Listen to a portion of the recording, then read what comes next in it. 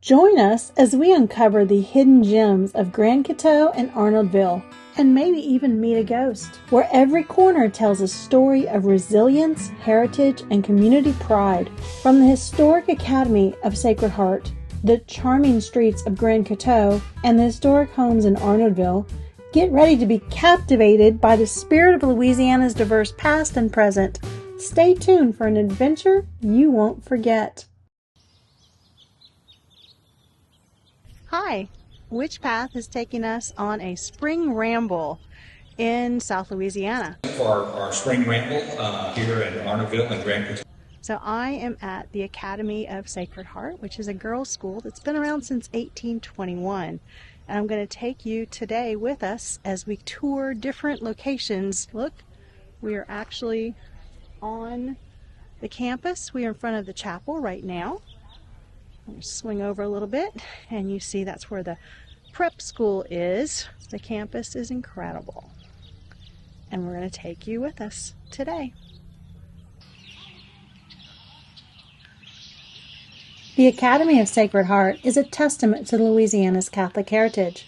Established over 200 years ago in 1821 by a generous donation of Mr. and Mrs. Charles Smith. She was a wealthy widow who donated land and a school building to establish his Catholic girls' day school, also a boarding school. She also paid for 2 nuns from St. Charles, Missouri of the Religious Order of the Sacred Heart. As we walk up the stairs to the 2nd floor, there is a sign, "Step lightly, for angels and saints walked where you now tread." In this room, the miracle of Grand Coteau occurred. Mary Wilson, a young novice, came to Sacred Heart from St. Louis in 1866. Mary's health was not good and continued to get worse. This chapel originally was an infirmary where Mary lay dying. Novenas were made to the Blessed John Birchman. Then, on December 14th, John Birchmans appeared to Mary and healed her. This miracle was the 3rd and final miracle needed for the canonization of John Birchmans to Saint Birchmans. Saint Birchmans appeared to Mary again a couple of months later to let her know that while she was cured of her former illness, she would die before she finished her noviceship. In August of 1866, Mary Wilson died and is buried in the small cemetery behind the barn. This chapel has been converted to the Shrine of St. John Birchmans.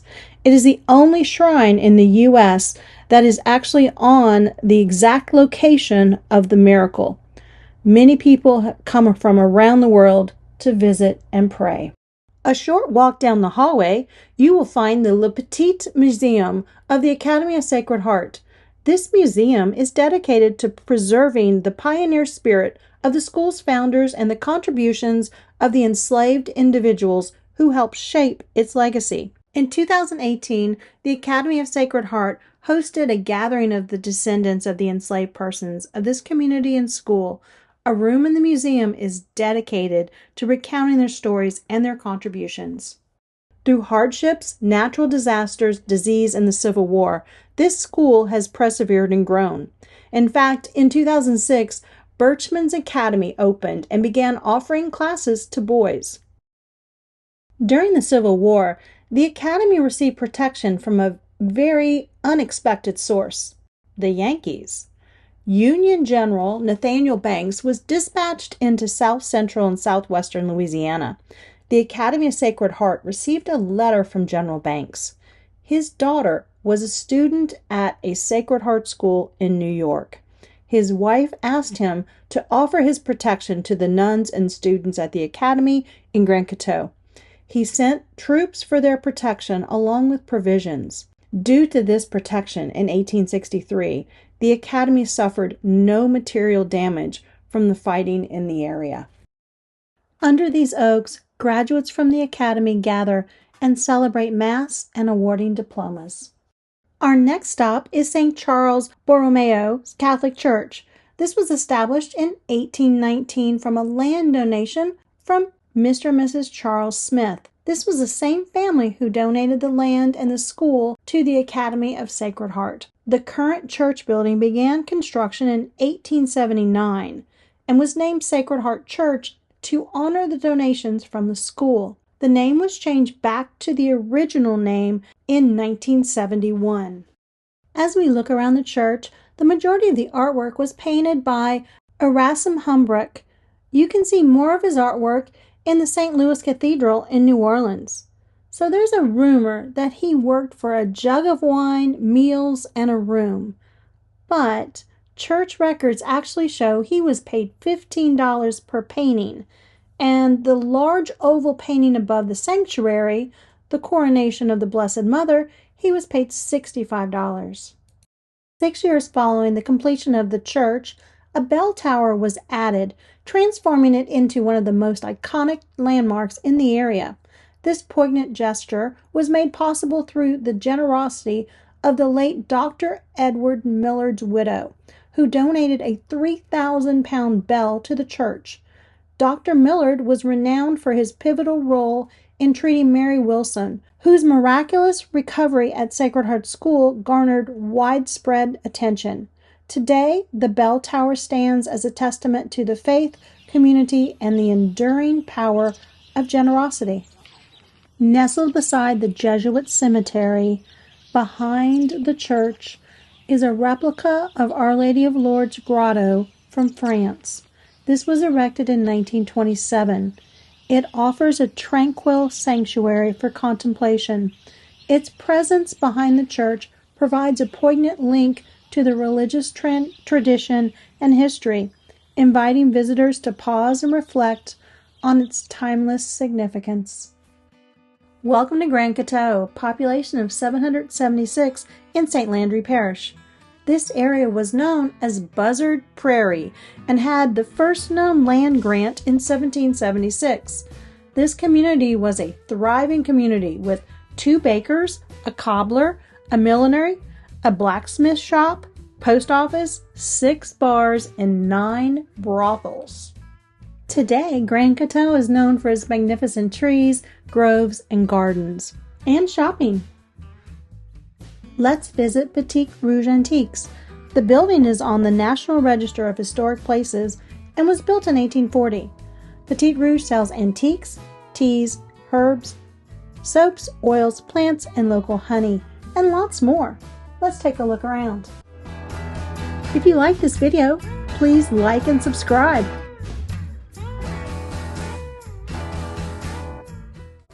Our next stop is just on the street behind the Petit Rouge.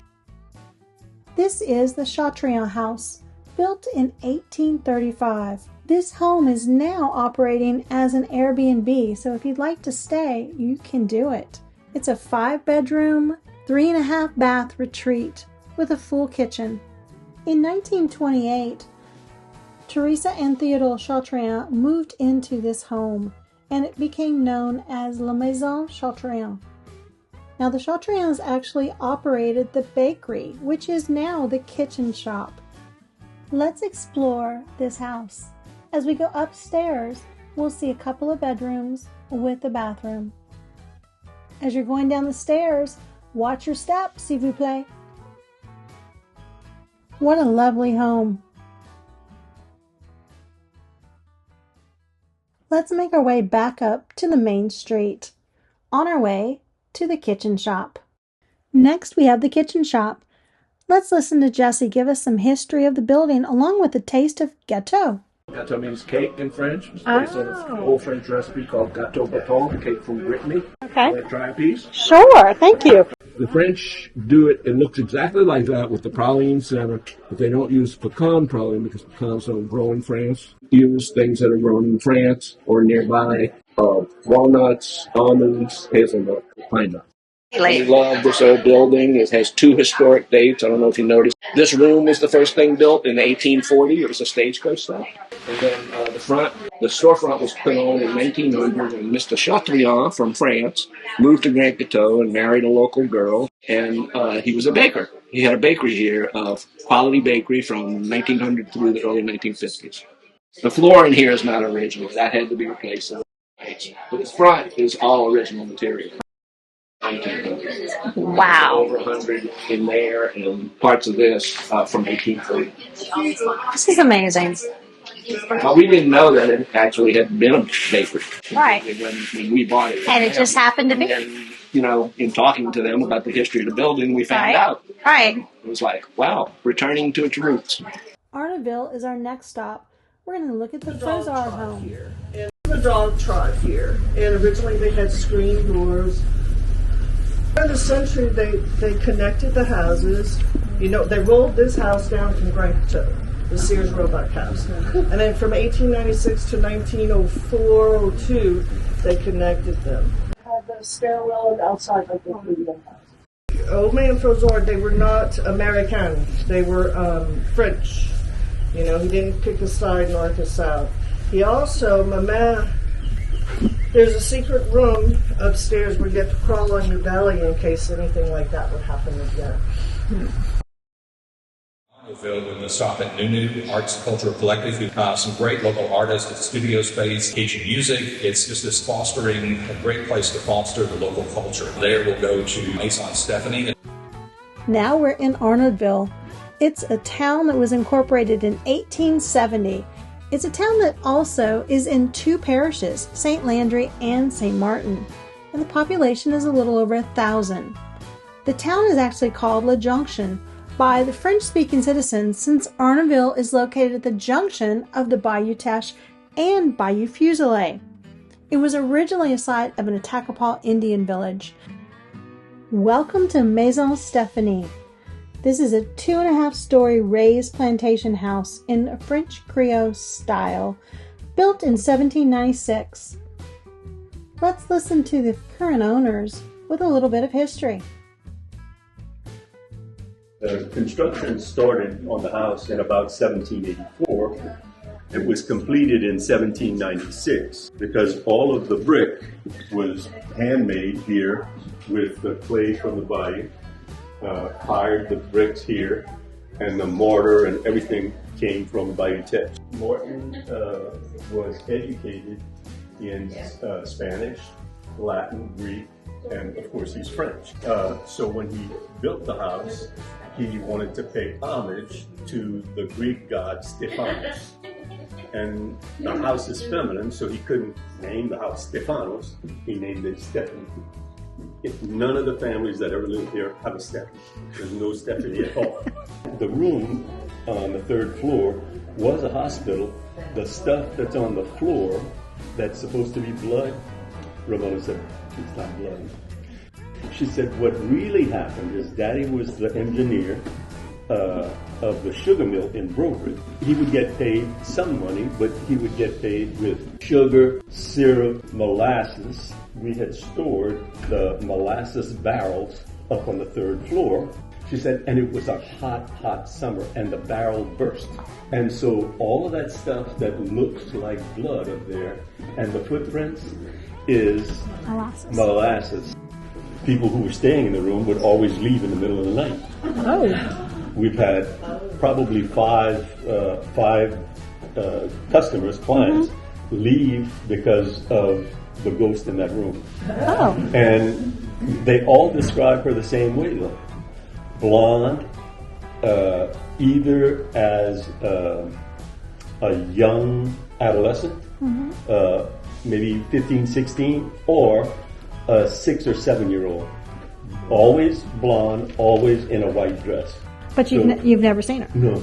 But other people have. Other people have. So. You ever had any ghost hunters come out? Everybody Yeah, goes, oh yeah. they did. Yeah. They did. They said that there was a Marie who greeted them and told them not to touch anything because she didn't want their fingerprints on anything.